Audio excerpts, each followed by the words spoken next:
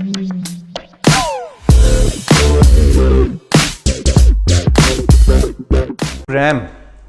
एक तो था प्रोजेक्ट। आपने अक्सर जॉब एड्स भी देखेंगे, we need a programme manager, खासकर यूएन वाले इस तरह की जॉब पोस्टिंग्स काफ़ी करते हैं। तो कभी प्रोग्राम का नाम सुना है किसी ने प्रोजेक्ट के अलावा?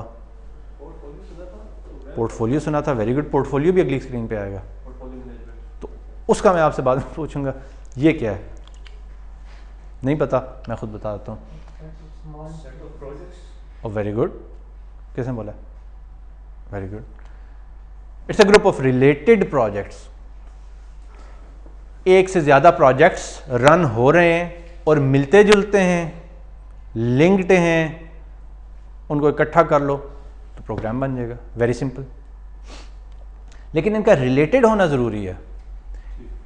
ये सारे एक कलेक्टिव कैपेबिलिटी की तरफ काम करते हैं। मिसाल के तौर पर मैं आपको कि अगर इस्लामाबाद के I9 सेक्टर की एजुकेशन को इम्प्रूव करना है तो उसके लिए शायद कोई एक प्रोजेक्ट नहीं चाहिए होगा, एक से ज़्यादा प्रोजेक्ट चाहिए होंगे। School number 1, school number 2, school number 3, school number 4, construction का काम ख़त्म हुआ, फिर टेक्निकल रिक्रूटर्स का काम आ जाएगा, hiring of the right staff, फिर इन्हीं के काम होगा HR वालों का, training of that staff to the right skills. ये सारे छोटे छोटे प्रोजेक्ट्स हैं। फिर मार्केटिंग वालों का और दूसरे लोगों का काम आ जाएगा कि अवेयरनेस वाली बात, उनके एड्स, लोगों के साथ कैंपेन्स, मिलना जुलना, लोगों को इस बात का बताना कि यार what is education is, stats दिखाना, ये वो सारा जो है, तो so that they can bring as much kids on board as possible. तो 3, 4, 5, 6, 8, 10 प्रोजेक्ट्स करने के बाद आपको नज़र आएगा कि कुछ कलेक्टिव कैपेबिलिटी से आपका education level after 5 years improve हुआ है। ठीक है, तो एक प्रोजेक्ट के बस की बात नहीं थी, एक से ज़्यादा प्रोजेक्ट्स करने पड़े, so it will become a programme. Does make sense? और कोई एग्जांपल दें जी? ये तो मैंने दी, प्रोग्राम की कोई एग्जांपल हो सकती हो। पाकिस्तान में एनर्जी क्राइसिस है, ठीक है, किसी एक प्रोजेक्ट से ये एनर्जी क्राइसिस दूर नहीं हो सकता। एनर्जी क्राइसिस से मुराद इलेक्ट्रिसिटी है मेरी फ़िलहाल, तो किसी एक प्रोजेक्ट से हो सकता है? नहीं, नीलम जेलम भी बनाना पड़ेगा, वो कौन सा है, भाषा भी बनाना पड़ेगा, और छोटे छोटे भी बनाने पड़ेंगे, सोलर फार्म्स भी लगाए हैं, उससे भी थोड़ा बहुत आ रहा है, बहुत सारा कुछ और भी करना पड़ेगा, राइट। कुछ ये भी वर्ल्ड के कुछ प्राइवेटाइज भी कर रहे हैं कुछ units. So projects within a program are connected through a common output और अ कलेक्टिव कैपेबिलिटी। तो डिस्क्रीटली नहीं होंगे, आगे पीछे के प्रोजेक्ट्स उठा के आपने किसी एक जगह डाल दिए तो उसको प्रोग्राम बना दिए, नहीं, वो आपस में लिंक्ड होने चाहिए और किसी एक आउटपुट की तरफ सारे फोकस्ड होने चाहिए। Program is not a large, किसी बहुत बड़े प्रोजेक्ट को प्रोग्राम नहीं कहते ना, जो बड़ा प्रोजेक्ट होता है उसको क्या कहते हैं? Mega project. Very good. तो मेगा प्रोजेक्ट क्या होता है? Mega project cost at least $1 billion, $1 अरब से ज़्यादा के प्रोजेक्ट को बुक के अंदर मेगा प्रोजेक्ट कहा जाता है। Affects more than 1 million people and runs for years. तो जो इस मैग्नीट्यूड का प्रोजेक्ट होता है हम उसको मेगा प्रोजेक्ट, प्रोजेक्ट मैनेजमेंट की दुनिया में कहते हैं।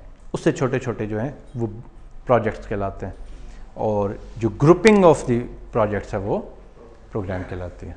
Make sense? अब है जी पोर्टफोलियो। तो ज़रा बताएं क्या सुना है पोर्टफोलियो के बारे में?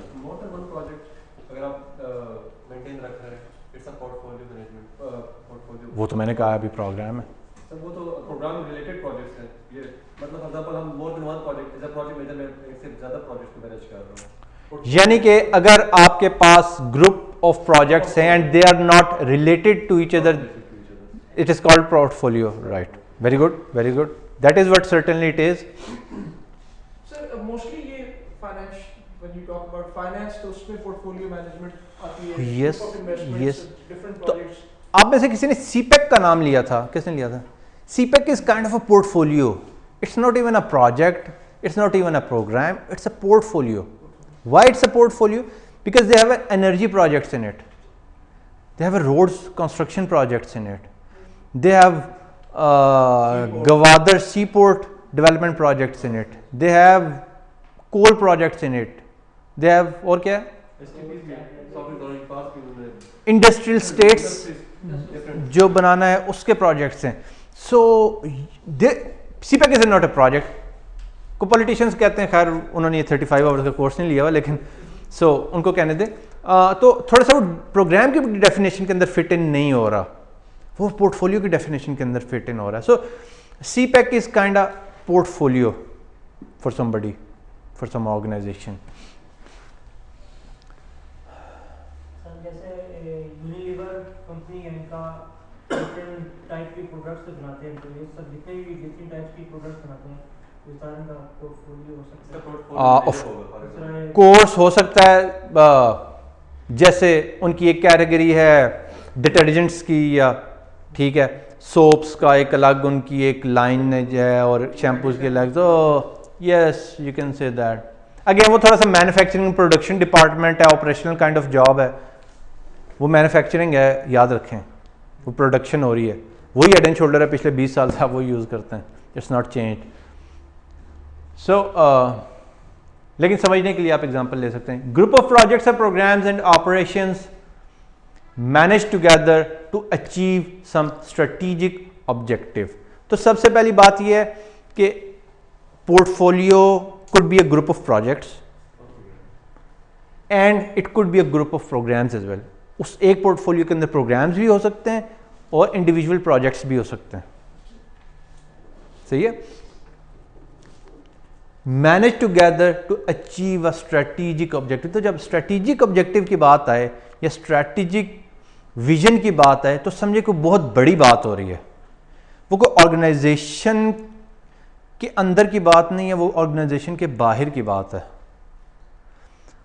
CPEC ऑर्गेनाइजेशन के अंदर की भी बात है तो it's a plan of more than 5 years. Yes, strategic objective is something that वो अंदर की बात मैंने इसलिए कहा कि अंदर की बात नहीं है कि जो स्ट्रेटेजिक ऑब्जेक्टिव होता है वो बाहर का होता है लेकिन इंप्लीमेंट अंदर होता है.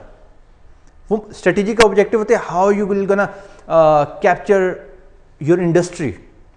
ये एक स्ट्रेटेजिक ऑब्जेक्टिव है, इसकी इंप्लीमेंटेशन अंदर होगी. लेकिन ये मैं ये नहीं कह सकता कि मेरा स्ट्रेटेजिक ऑब्जेक्टिव ये है कि मैं इधर 3 टेबल ले आऊँ. That would be operational. हाँ, वो उसकी इंप्लीमेंटेशन अंदर होगी लेकिन वो विजन जरा बाहर की चीज़ों को करेगा. स्ट्रेटेजिक ऑब्जेक्टिव को बड़ी चीज़ है.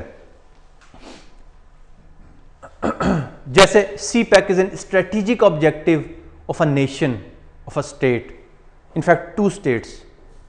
उनका भी एक स्ट्रेटेजिक ऑब्जेक्टिव है कि रीजन के अंदर अथॉरिटी बनना, और हमारा भी स्ट्रेटेजिक ऑब्जेक्टिव है कि इन नेक्स्ट 20 years हमने उस एक जो strategic alliance, regional strategic alliance और रीजनल स्ट्रेटेजिक इकोनॉमिक कॉरिडोर बन रहा है और सारी इंडस्ट्रियल स्टेट बन रही है, to be part of it. हमारा भी स्ट्रेटेजिक ऑब्जेक्टिव है, उनका भी स्ट्रेटेजिक ऑब्जेक्टिव है.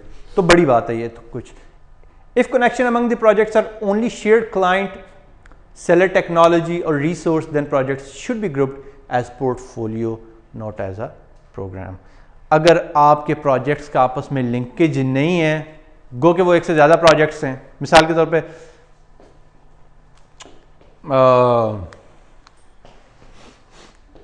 FBR के लिए मैं कुछ सॉफ्टवेयर डेवलपमेंट के प्रोजेक्ट्स कर रहा हूँ, 1 2 3 4 5, लेकिन उनका आपस में कोई लिंक नहीं है, तो उसको ज़रूरी नहीं है कि मैं उसको प्रोग्राम बना दूँ, मैं फिर उसको पोर्टफोलियो में डाल दूँगा. It will become a part of the portfolio. अगर वो आपस में लिंक्ड हैं, किसी कलेक्टिव कैपेबिलिटी की तरफ पॉइंट कर रहे हैं, then I will gonna put them under a program. Projects and programs among portfolio might seem disconnected and independent apparently. ये भी बात समझने की है कि पोर्टफोलियो के अंदर जो प्रोजेक्ट्स और प्रोग्राम्स हैं वो देखने में तो आपको डिस्कनेक्टेड नज़र आ रहे होंगे कि इनका आपस में कोई तल्लुक नहीं है और ये सारे मिल के कोई एक आउटपुट नहीं जनरेट कर रहे, but they are connected to an organization's strategic plan through organization's portfolio.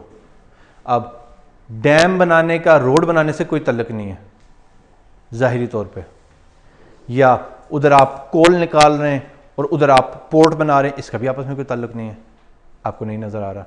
या आप एक यहाँ इंडस्ट्रियल स्टेट डेवलप कर रहे हैं और वहाँ सोलर पावर का प्लांट लगा रहे हैं, इसमें भी आपस में कोई कनेक्शन नहीं है, लेकिन they are all connected through an organization strategic plan. अगर वो स्ट्रेटेजिक प्लान को आप एक बर्ड आई व्यू में देखें फिर आपको समझ आएगी कि ये सारे किस तरफ पॉइंट कर रहे हैं।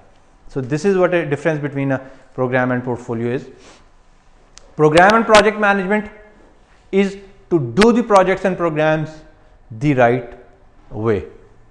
प्रोजेक्ट मैनेजमेंट का काम और प्रोग्राम मैनेजमेंट का जो फोकस है वो ये है कि do the things in the right way, सही तरीके से सही काम किया जाए। And the focus of project portfolio management focuses on doing right programs and right portfolios.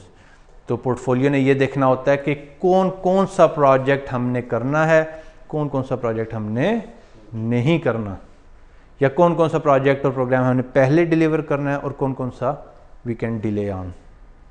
Does it make sense? Program, portfolio, project, ये थोड़ा सा दोबारा बता दूं।